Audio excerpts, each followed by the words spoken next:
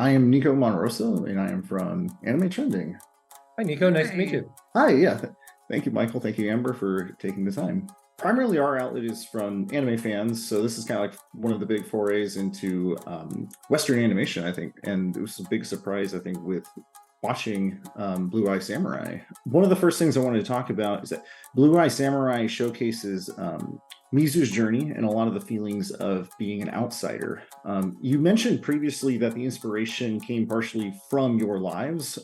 What was it like writing Mizu's character, and are there other aspects of her character or other characters that you think were inspired from other personal elements of your lives? I will say it was cathartic to write Misa's character. I think a lot of us who felt marginalized for any reason at all, whether it be our race or orientation or any number of things, like it's uncomfortable to talk about. It's uncomfortable, other than like being in your on your therapist's couch, and to be able to write a fictional character who gets to just do the utmost things and have the biggest reactions to confrontations was extremely therapeutic for me, and just very personal and fun to write. I mean, obviously, this is much more us telling from Amber's experience. My dad gave me a copy of Musashi by Eiji Yoshikawa when I was a kid, and we read that together. And that may have been the seed planted of just me loving the genre of and that era, and a life of lifelong love of absorbing those things. Yeah, and I would say for Michael, who's very process oriented, a lot of like Ringo, who is so detail oriented, making his soba and making his tools, and Sword Father in the art of sword making. I see that, especially with Michael and his craft. I think Yeah. part of the show is an excuse to just get to do long, loving, beautiful shots of dough being rolled out or of metal being smith. These are the things, if we were to spend all day on YouTube, we would end up looking at.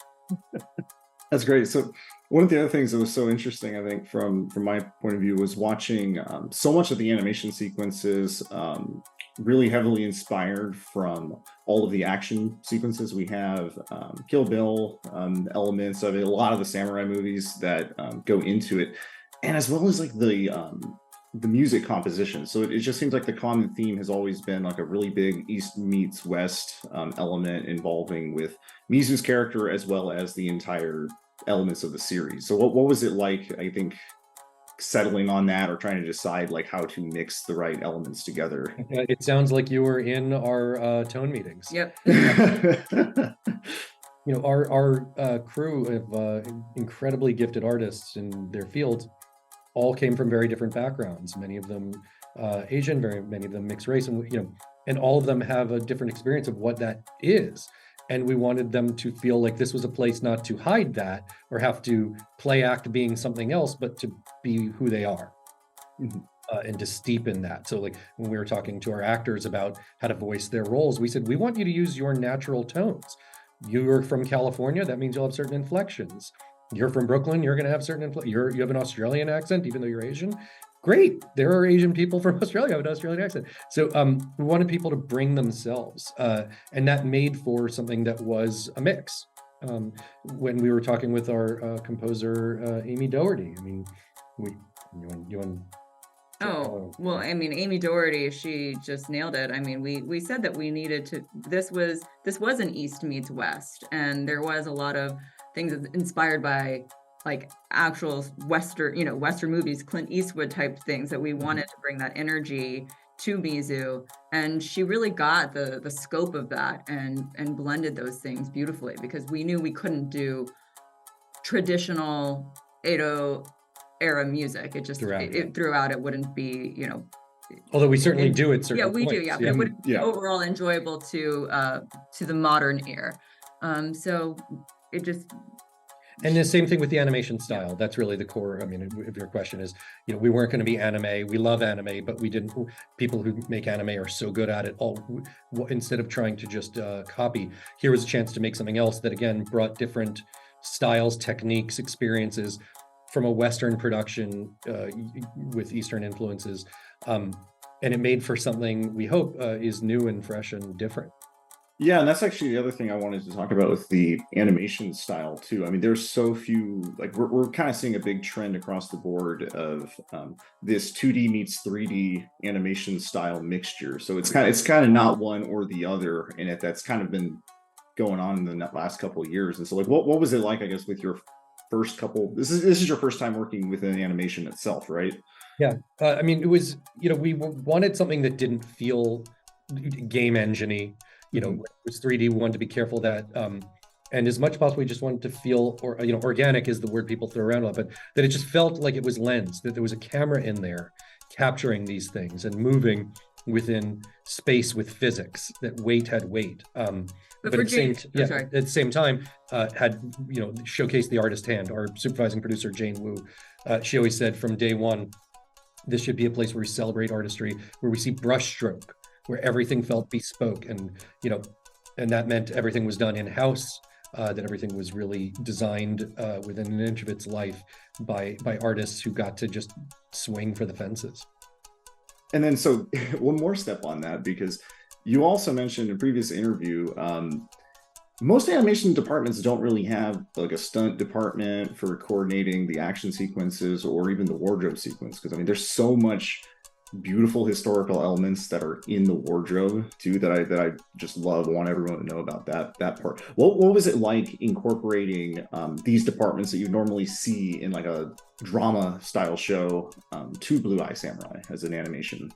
So for the action and the stunt choreography, that was our supervising director Jane Wu. That was her idea. She'd always wanted to try it, and she was friends with Sunny Sun. She said she's like, he owes me a favor, so I'm gonna call him. She had on speed dial. We greatest stunt choreographer. Don't know what the favor was, Yeah. but he delivered, and I mean, it brought so much flair to our show. I mean, it's really, I think it was 20 days of production in a COVID bubble of stunt men in China, who were working out sequences from our show and delivering us this material that our jaws dropped. Everyone's jaws dropped, and we knew like that these sequences were going to be character focused, story driven, but gobsmackingly original and fun to watch. And then as far as the costumes, Michael had worked with Sudarat Larlar before and just knew what depth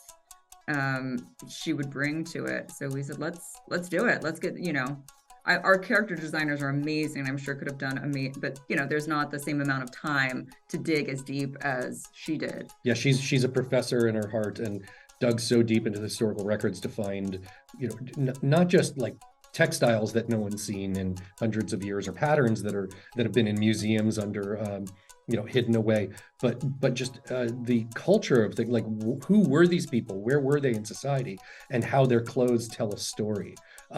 And then what we have to mention is both for stunts and bringing in Sudarat Larlar for wardrobe, we had to, we told Netflix we wanted to do that, and they deserve a lot of credit because they said yes. That means they had to spend money for departments that animation doesn't normally think about, because they knew that we were onto something special and that the results would make, hopefully, when we're finally showing the show, people like yourself lean forward and go, wow, they took the time. And that meant we had to have partners in Netflix who really could see that finish line and know the importance of bringing in high-level artists early on. And do you have a favorite wardrobe or even just an action sequence stunt that you'd want to share? My favorite piece of wardrobe is Madame Kaji's Uchikake. It is. I want somebody to build that for me, or I want it. Well, a version of it exists. It's in a museum somewhere. Okay, well, I'm. That was one of the patterns that Sudarat found and then interpreted in her own way.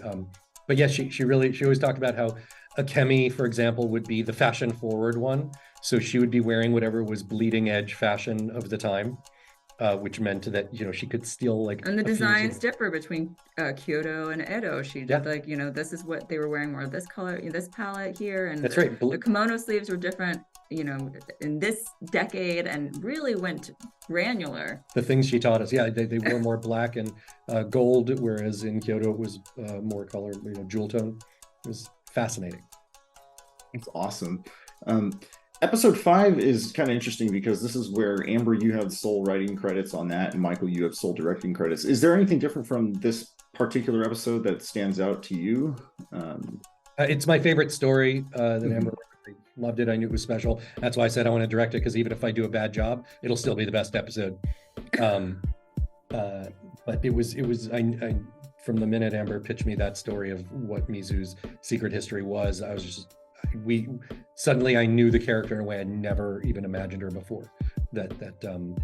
We knew we needed to give Mizu something really meaningful after we've seen in the episode before produce some very questionable, morally questionable things.